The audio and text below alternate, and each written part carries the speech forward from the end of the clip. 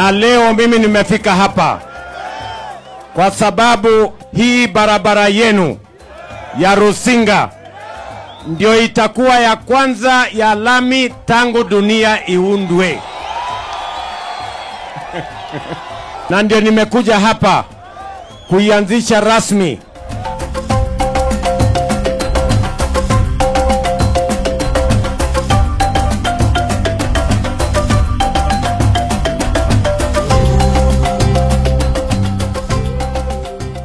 Tangu hii barabara ianze kutengenezwa tumepata manufaa makubwa.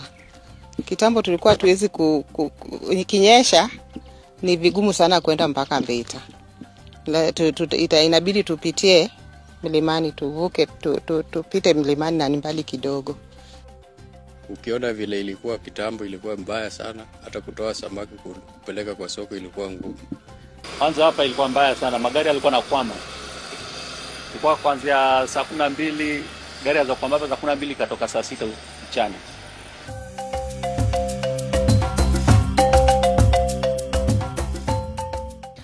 So far in this project we started works last year February, and we are anticipating by 2025 July we will be done.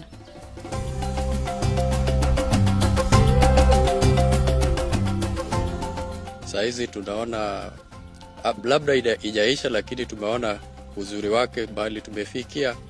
Saizi tunaweza fika sokoni mapema na tuuze samaki zetu turudi na pesa.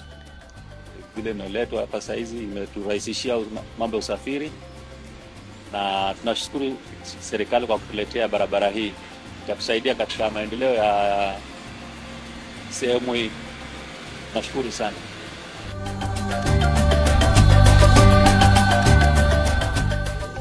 Mimi nafanya biashara ya bike.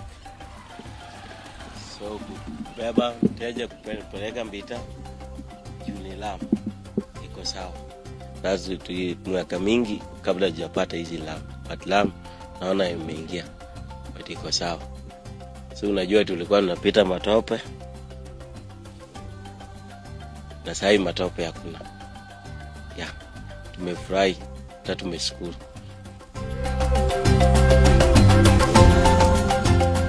Kama mimi ni mwana bodaboda hivi sasa hizi nimefaidika sana juu pikipiki yangu saizi hakuna damage zingi juu barabara ni mzuri.